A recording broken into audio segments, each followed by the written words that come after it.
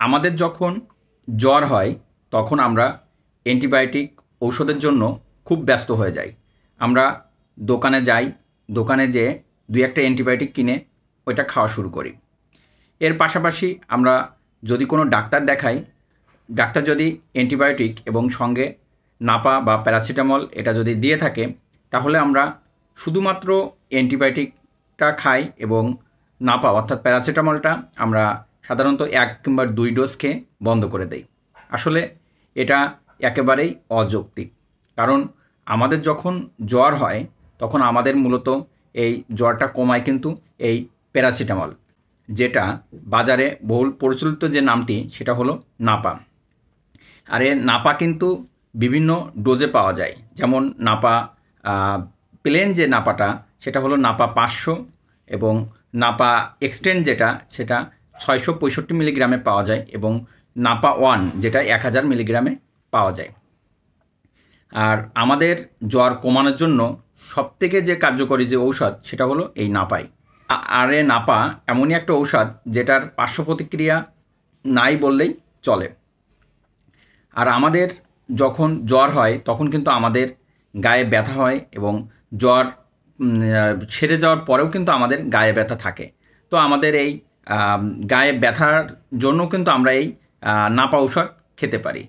তবে আমি আপনাদের একটা কথা বলবো, আমাদের যখন জ্বর হবে তখন আমরা এই অ্যান্টিবায়োটিক যদি প্রেসক্রাইব করে থাকেন, তাহলে অ্যান্টিবায়োটিকের পাশাপাশি যদি নাপা প্রেসক্রাইব করে থাকেন ডাক্তাররা, তাহলে আমরা নাপাটা একটা নির্দিষ্ট মাত্রায় যদি প্রেসক্রাইব করেন তাহলে আমরা সেটা কভার করার চেষ্টা করব।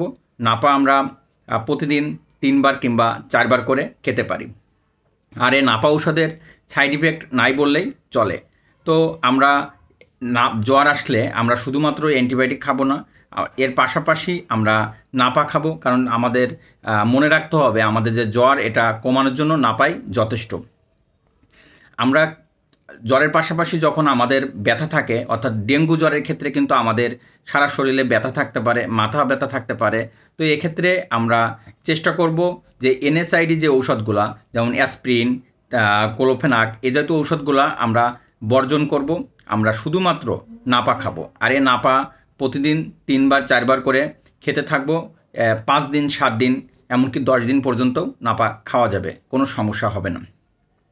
আর আমাদের একটা জিনিস খেয়াল রাখতে হবে, আমাদের নাপা শুধু জ্বর কমায় না, জ্বরের পাশাপাশি এটা ব্যথাও কমায়। আর এর নাপা এমনই একটা ঔষধ যেটার অ্যান্টি ইনফ্ল্যামেটারি অ্যাকশান রয়েছে, যেটা আমাদের শরীরে যদি কোনো ইনফ্ল্যামেশান থেকে থাকে সেটা সাপ্রেস করে। সুতরাং আমাদের জ্বর হলে শুধুমাত্র নাপা খাবো। নাপার পাশাপাশি যদি অ্যান্টিবায়োটিক প্রেসক্রাইব করে থাকেন কোনো ডাক্তার, তাহলে অ্যান্টিবায়োটিক খাবো।